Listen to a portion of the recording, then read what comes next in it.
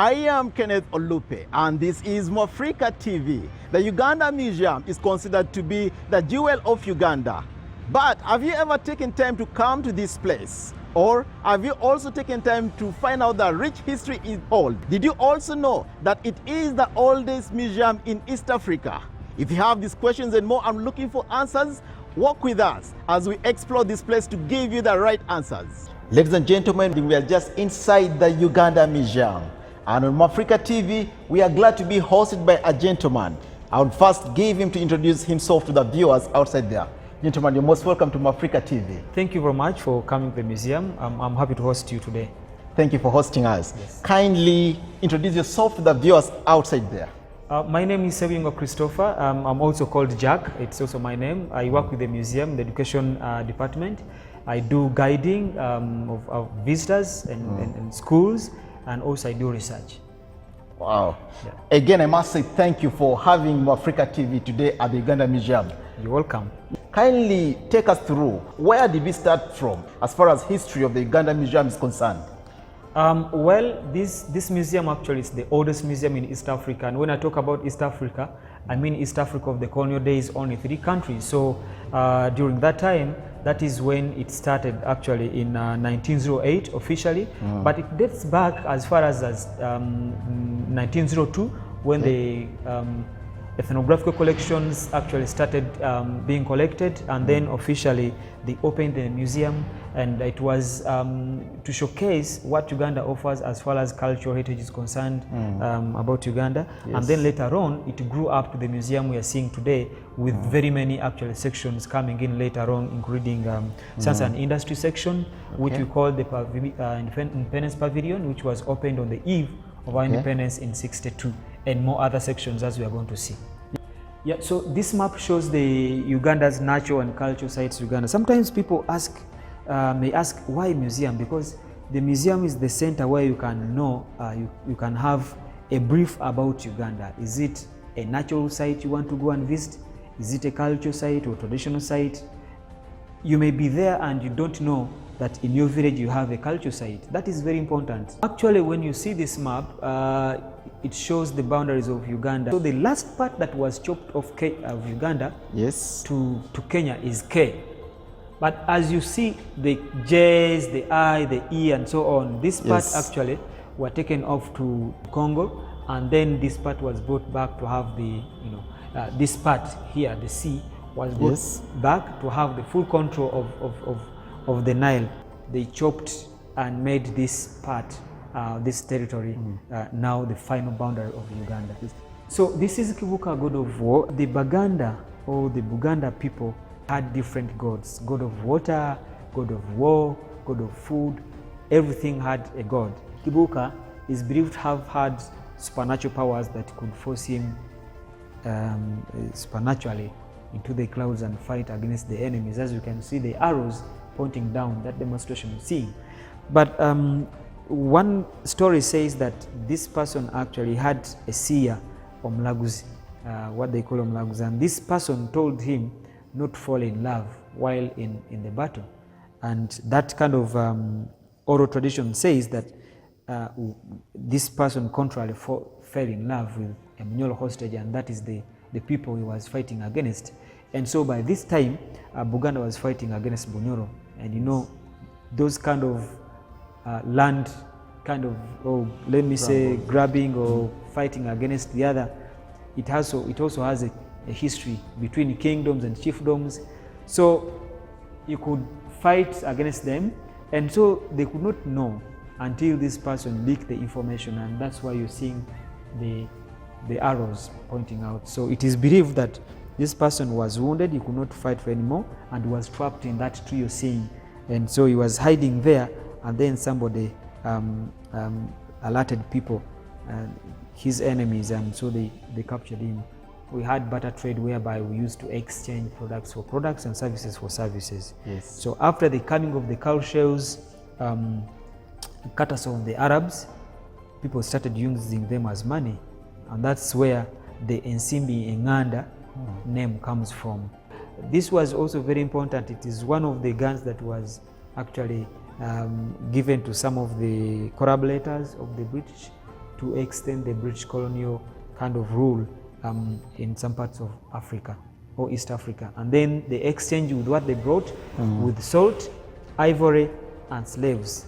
Some people say, some people do not think we had slave trade in Uganda, but we did. We did at some point, and you know what happens is that some of these traders in slaves, they connived with, with local leaders of that time, and then they sold people. Now this time, these two kings you're seeing, this is King Daniel Basamula Mwanga II, who is actually called Sekabaka. That Sekabaka means the king who is deceased. So if you call a living king Sekabaka, that is a crime. So Omukamachwa, John Kabalega, all of these were resistant to the British colonial rule, whereby actually they forced the British to capture them and take them to Seychelles Island in one of the seas around. So this one died on the way. He was released to come back to his kingdom, but he died on the way, and that part is called Impumude in Jinja, around Bugembe. So, and he was taken, the body was taken to his palace and buried, and this one actually died in exile, and then his body was brought and buried in Kasubi tombs in 1910. You see, the people of Uganda is actually endowed with over more than 50 cultural groups. Actually, the Constitution of Uganda of 1995 is recognizing 56 cultural groups, but they are more than that from the recent research done. You know, we used to study the types of fishing methods. We have hooks method, we have the spear method. This person will think of the spear he's seeing at home, not knowing there is a specific fishing spear. And that spear they are using in home is for protection. A father can go with this, maybe to pick his fish, because he's worried on the way somebody might steal it. And then this one here shows the salt working. Salt is among the products that was exchanged for things like slaves, things like ivory. You know, we have crater lakes, and those crater lakes, they have water. Yes. And so how do you get the crystals out of water? They would have this, a sterilizing process, or a place like this. They have a pot, they put that water, that salt, so they evaporate the water out of it. And so they get the crystals, and those crystals are ready to be packed in this. And then this is the iron smelting. And what is the process like? So we have raw materials like, for example, iron ore, which is rich in iron. So it is put in here, mixed with the salt, mixed with charcoal and so on. So when it is burnt, okay, it gets, like, it liquefies, okay, and then the other raw materials, which is actually called raw-out, remains. Then after getting the raw material in this form, for example, they go ahead to do what we call forging, and that is this, closely you can call smithing. This one. Yes. Something to share with about this Nyirimu Akoye is that in any family there is something actually, it's personal. That thing is for mommy. That thing is for daddy. For daddy, indeed. You know, and if it is for dad, it means for dad. And the child will grow knowing that things of elders are respected. That's true. So the story is that not even a mother would sit on this chair. Yeah, they're showing us the product of the back cloth, and it's very important in Buganda. Actually, it is one of the recognized back cloth, or recognized kind of cultural heritage material by UNESCO. It's by the Band Speaking Group, and for the case of Uganda, it was discovered by a clan called Ngonge, the Ota clan. Actually, we are the founders of this. The back cloth making, we can stem it from here. This is the tree whereby they get the back from and then they transform it into a dress we have seen. Now you can look at some of the demarcations. The harvester actually marks where he wants the back cloth to start and end, and later on they will cover it to make sure it redevelop another back so that it can be harvested to make another cloth. It can be harvested like more than 5 times actually if it is cared for. So normally when they harvest it, they get the banana leaves and they cover it, okay, so that they protect it from the sun, from the heat, direct heat, and then slowly it develops another layer. So after getting this from this, they scrape up the upper skin, this upper skin of the back cloth, and then it remains this, like this. So if it is beaten using this mallet, like in this form, you're spoiling, it will get torn, you know. But if it is beaten like in this form, using these mallets, it will transform into this, and finally you have a finished product ready for making a cloth, using for as a cover, bed cover, or sheets, bed sheets, and then fashion and design can come in. You can see such kind of designs which were put in by stamps or by sewing, like this one you're seeing there. All these are stamps, and mind you that all these stamps, sometimes they would make them in a communicative way. Either maybe they would put kind of flowers. What is it communicating? They could maybe put a star. What is it communicating? They could maybe put a moon, like that kind of stuff. This is the woodworking. So this is one of the stools which is made in Acholi, and they also make them in Kalamoja. This is woodworking, also making the different kind of milk pots. So you'll find that there are milk gourds and milk pots. Milk pots are made from wood carving, and milk gourds are actually harvested as plants, like in the family of pumpkin. So these are different kind of woods which are used to make these kind of milk pots, and these are some of the materials they use. And so all this is kind of artistic kind of knowledge of people, the skill they have. And have you ever actually asked how do they develop the hole in the milk pot? They use all these materials. You can see this. Slowly using it, scoop, you know, they finally make it. And then the basketry here, still this is handwork, and this handwork actually, this is the time of making this. It was an ideal time for a parent to teach a child morals, to teach a child life skills, you know, because in making this, people would make money by exchanging for other products or by selling. This pottery work, actually, we have different types of making, different methods of making the pots. There is what we call the ring method, and this ring method, actually, they make the rings, okay, and then they keep rolling them on top of each other, and then later on they fill in, and then later on they finish. So they dry it, and before they can apply some kind of beautification kind of elements, including these ones, and these are some of the decoration patterns they use in decorating these kind of pots. We can see the different kind of pipes used. So any pipe you see with 3 and more heads was normally used for ritual performance. Yeah, and there are also pipes which were used for smoking, you know, recreational smoking. That the different kind of pots actually are made and are used differently. If you can see the carrying, you know, pots, those are like jerry cans. If you can see the cooking, those are saucepans. You can see the serving, those are utensils, and then you can see the storage, the Uganda basket. So all this is done by hand.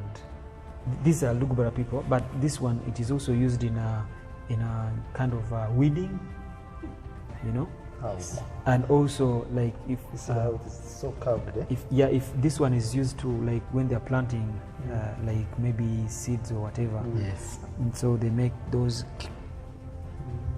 But at the same time, it can also be used by to weed livestock. This one is giving us an overview about the Ankole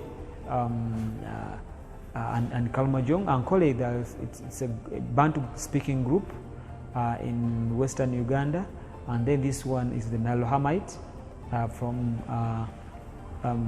Kalamoja. So both of them are cattle keepers, but one is a kind of nomadic pastoralist. They keep on moving, okay, because of the environment they live in. But another one is kind of more similar to permanent settler.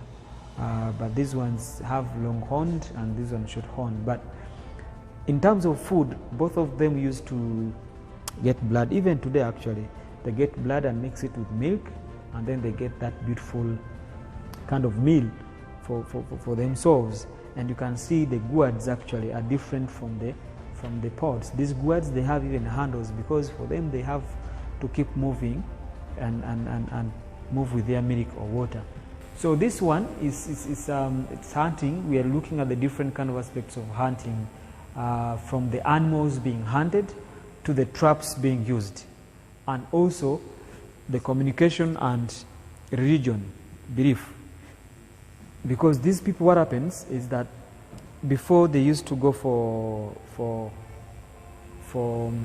the hunting, they used to consult their gods. Yeah, their gods. These are masks, and it's these masks actually sometimes when people had like kind of wars, like attacks or something like that, to cover themselves, not to be identified, they used masks. They were used in the shaping of children. Like for example, many of them were used while performing, and they would put that mask. And so the mother kept telling this child, if you don't stop that stubbornness at home, this guy will come and eat you. Yes. Children. And then the dancing headdresses, these ones mainly are looked at in different kind of cultural groups. And apart from fashion and design, these ones were used in form of communication and entertainment. So was it celebrating kind of victory?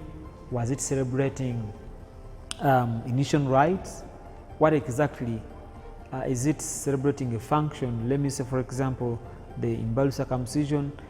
And these masks, they were not, these dresses, they were not put on anyhow by any person or anywhere. You can see how they maintained the road. The roads. So we're very much organized and well civilized in our own traditional kingdoms.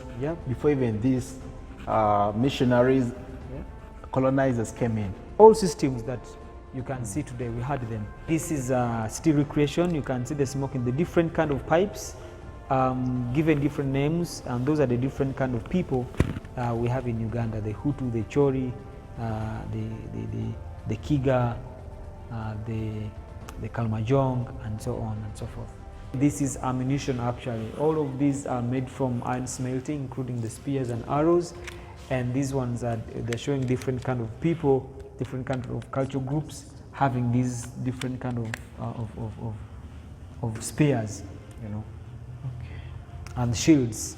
The history tells us that these people, they used to perform rituals, and if I was a suspect, let me say for example, of committing adultery and I was the person, when they perform that ritual, they will resolve that it's me or not me. These are instruments you're seeing here. This one was used for beheading you if that was the punishment, as well as this one for Buganda. For beheading still? Yes. That is what all your punishment was equated to. So people had different ways of avoiding them and also treating them. I remember when I was young, I used to have nose bleeding so much. And every time I would use this, it would stop. It would stop. I don't know whether it was psychological or whether what, but it used to stop. So this is it's a traditional architecture showing us the synopsis on how people used to construct their houses. And so this is Buganda, that is Ankole, the other is Bunyoro. So this is the mimic of Kasutoms, and the way how you're seeing it here, that is the same way it used to look like. And when you also look at the entrance when we were coming, it Yes. looks like this. And many of the Baganda used to construct in this form. The traditional tunic is different from the other kind of tunic. For example, the prayer tunic of our brothers, the Muslims. Is different from this. All those kind of decorations, they have a meaning in Buganda. And then this is also a fashion design decoration. And then you can see somebody's putting on a banana, a skin as a skirt, and then a carrier carrying a baby. And this is the Kalmajong. This is the figure, this is the model of Nakaima. Is believed to have mediated the spirits of the Chwez people. And so there is a site. Many of these things you're seeing there are also found in that place. And so that is the locality where it is. And this is the tree, which has different kind of People say that tree bears breasts. Is that true? When you go there, they show you something like that, but you know, those are kind of oral traditions. So this is natural history section, and from here up to the other side, this is part of the zoological aspect of Uganda. So we are looking at the different kind of insects and how do we relate to them as humans. So apart from being food, like for example, senene, or the grasshoppers, they can also be related to human culture, especially when we look at the totemism kind of systems we have in Uganda. For example, in Buganda Kingdom, people have totems, and those totems, they have apical ancestors, and those ancestors are either an insect, maybe a reptile, maybe a mammal, or even a plant. And so when somebody is attached to that, is either not allowed to eat it, or marry from it, or marry to it. So these are very, very important. Yeah, so these are reptiles, the snakes, different snakes we have in Uganda. And actually, just to give a synopsis of which kind of wildlife do we have. Actually, Uganda is rich in both culture and wildlife, actually. And that's why it's one of the most decorated tourism destination in Africa.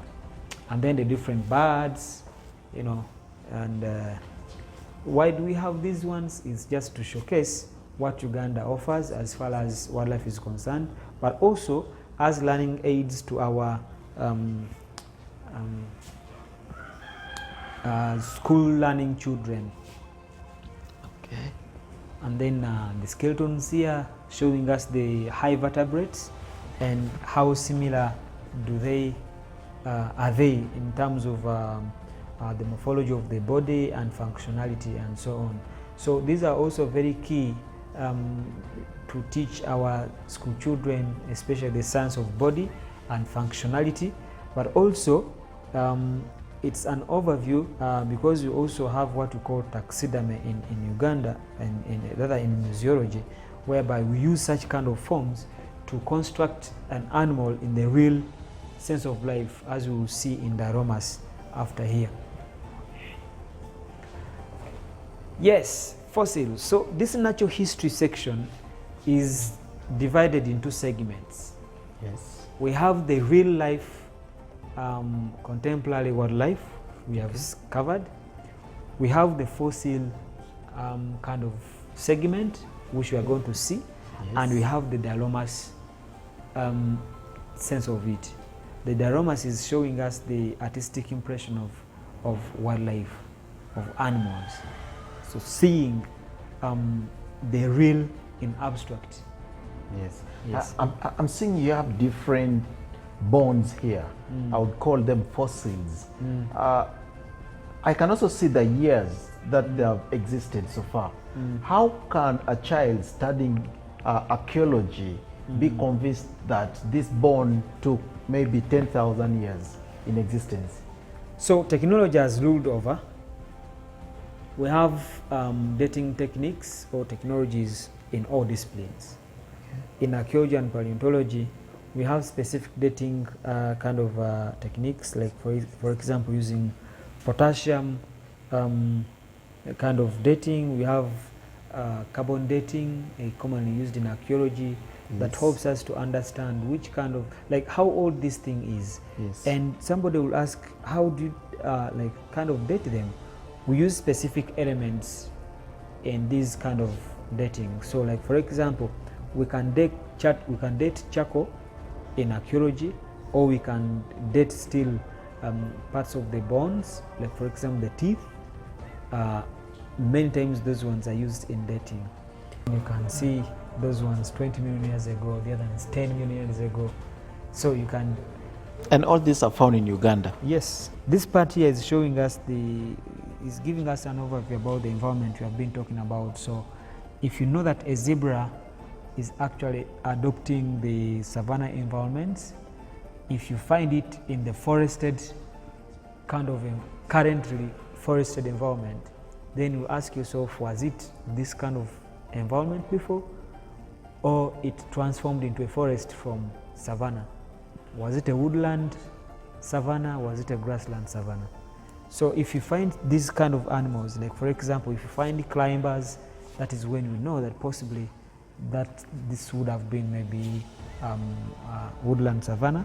Then this one here is aged about 7 million years ago, and it is an elephant. Yeah, and so you can see the hippopotamus in the modern life, and then in the fossil form of it. This is aged about 1.5 million years ago, and is the upper jawbone of the hippopotamus, this one here. And the modern lower jawbone is this one.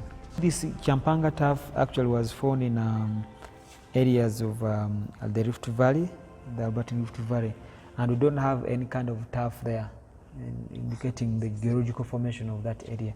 So comparative studies were done, and it was found that it actually erupted from Ethiopia. And then these are Stone Age, these are stone tools actually. When man started using stones, they would have those stones actually according to their shapes, but later on they influenced the shape of the stones they wanted, so they started making the tools. In general, this, you see this Snapback Mountain here. Yeah. This is where we get most of the fossils, some of the fossils we have seen, but most of the aquatic and fish, whatever, we have got them in Western Uganda. Yeah, so it is in a park where we get the Ugandapithecus major, this one here, which is a gigantic kind of gorilla, like ape-like kind of animal in the region. So so far we have discovered 2 of this kind of nature. So possibly there were 2 gigantic ape-like animals like gorilla. That existed by then? Yes, by then, between 17 and 20 million years ago, because one of it is aged about 19 and 20, and now this one is 17. This is 19, there is one of 17 actually. Some of these actually got from different neighboring countries, East African countries like Homo habilis from Tanzania. We have the Paranthropus boisei in Turkana, Eastern Turkana. Then we have the Arthropithecus africanus in Sackfontein, South Africa. And so we are showing the kind of environment that these guys actually adopt. And so when we see it in the fossil record, yes, we see where actually these guys live. This is the Ugandapithecus, actually a cast of Ugandapithecus skull which was discovered in northeastern Uganda, and it is on a temporary exhibition. So it shows the discovery which was made there, and it is one of the gigantic kind of ape-like, gorilla-like kind of apes that lived in that region between like 17 and 20 million years ago. So we have, in that period, we have 2. So far, we have 2 discoveries made as far as apes is concerned in that region. And also these ones, actually, this is a cast of a chimpanzee. These are the modern jaw and the skull of a gorilla, and you can see somehow, somewhere, they look alike. Only a few changes in that anatomic kind of appearance. And then this is the baboon. So all of these are apes, and these ones here, they are more of like, we have the fish, we have the turtle, the tortoise, and then we have the rodent there, and then the horse. All of these actually, as we have seen the paleontological kind of section, they're giving us an overview about the different kind of species we had in the history, many of which have been extinct and others actually have transformed as far as the species is concerned. And then we have these, we have seen these kind of shells in paleontology.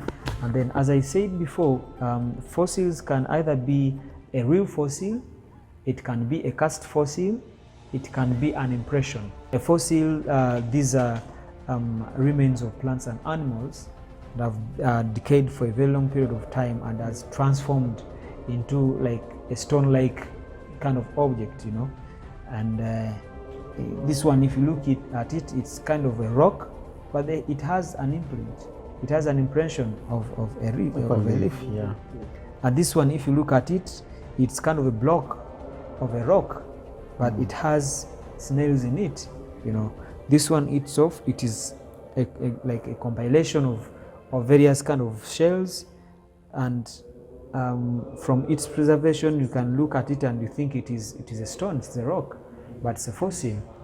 This is the rickshaw. To be transported in this, he had to sit in there and then somebody pulling. So if it was a king or chief, it was a privilege for somebody to wait in the queue to pull a king. This one shows how actually timber was joined for people to make this bigger spaced kind of canoe compared to the dugout canoe which was there before, carrying not more than 3 people, 5 people.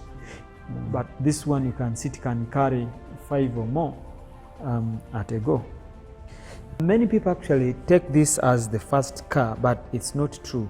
It is one of the first cars that came to Uganda, or was brought to Uganda by the British rulers after the coming of the British governor, Sir Bell, in 1907. So when these British rulers came in Uganda, they had to come with the transport means, including the cars and so on. They're showing us the different kind of events that has happened in the country, right from the preliminary exploration by different kind of companies to different kind of acquisition data acquisition in the field of oil, where people went and did some kind of ground survey to the time of licensing of exploration areas, which were 5 actually in the region, and these are the ones on the map, up to the time of actually signing the memorandum of understanding between Uganda and Tanzania, currently, which was signed between the 2 presidents of Uganda and Tanzania, actually showing that the pipeline actually is free and ready to be constructed. When they kind of reported those oil seepage in 1920s, then in 38 they had to do those kind of preliminary studies, and then later on, eventually things actually, reports came in showing that there is oil in the region. So this is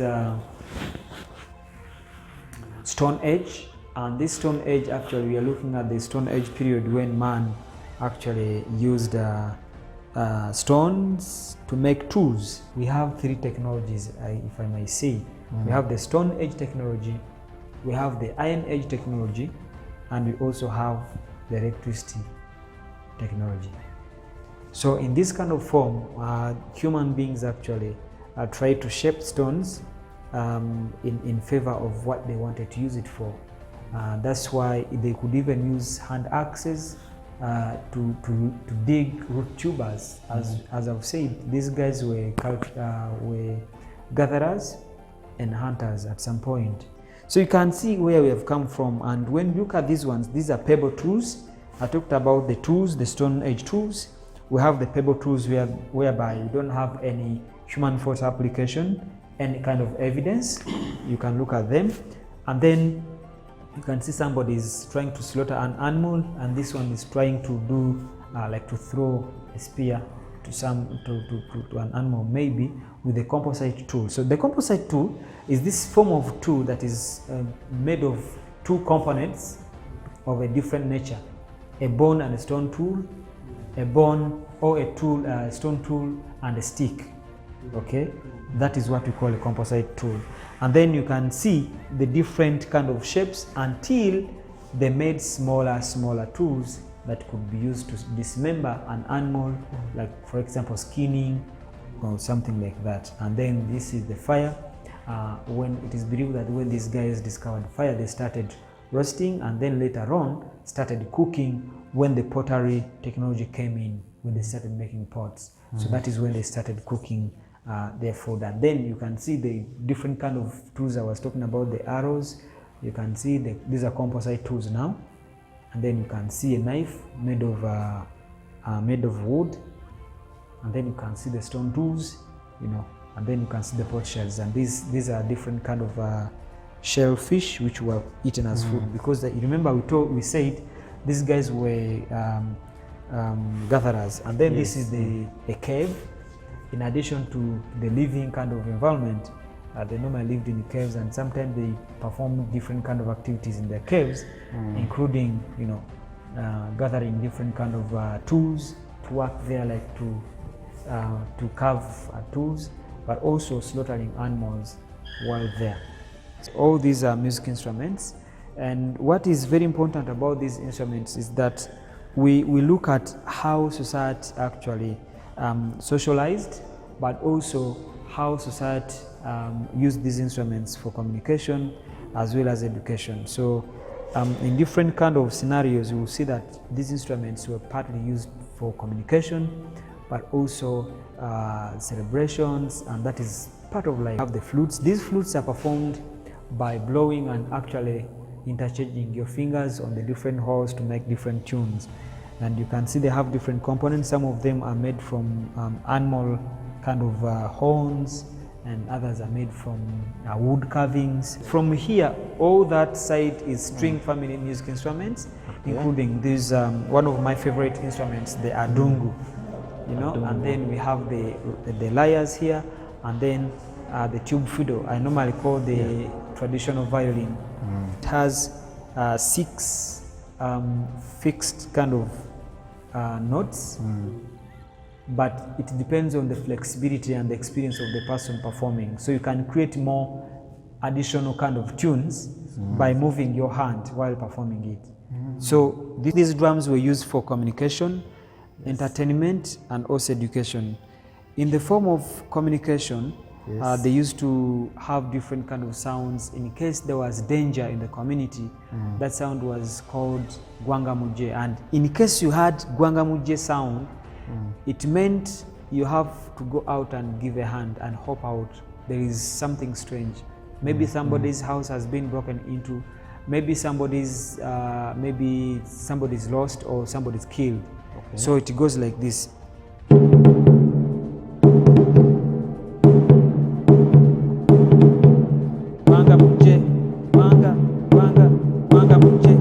For the community work, for example, because normal, as I showed you in the picture, people maintained roads communally. It was the responsibility of a community. People maintained wells communally. So if it was for community work, the sound was called sagala galamide. Sagala galamide, sagala galamide, jagala golokose. Tugende tukole. So it goes like this.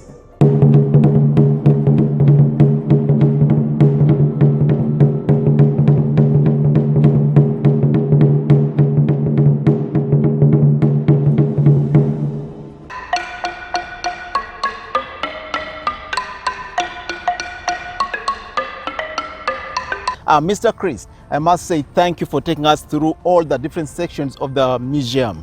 You're welcome, and I'm really very appreciative. What are the charging rates that you offer, both domestically and to the international tourists? Well, our charges actually are fair compared to other tourism destinations. Ugandans actually pay 5,000 shillings. That's quite cheap. Adults. And then young ones, including students, they pay 2,000. And then the international tourists, they pay 15,000. It's institutions for you to know about your history, to know about your heritage, and I want you to know that you have a role to play and conservation education, because I believe if you get to know what we offer, you'll transfer that information, that knowledge, to your children, to your sisters, to your parents who have not gotten a chance to come down here. And eventually, everyone can know about why the museum is very important to all the Ugandans here. So come one, come all of you. There is it indeed. Come one, come all, and come all of you. For MwAfrika TV, it's been fun exploring the history of this place. And one thing to note, it's not only about the past, but this place also carries the present facts that you need to know. See you guys again next time, and stay blessed.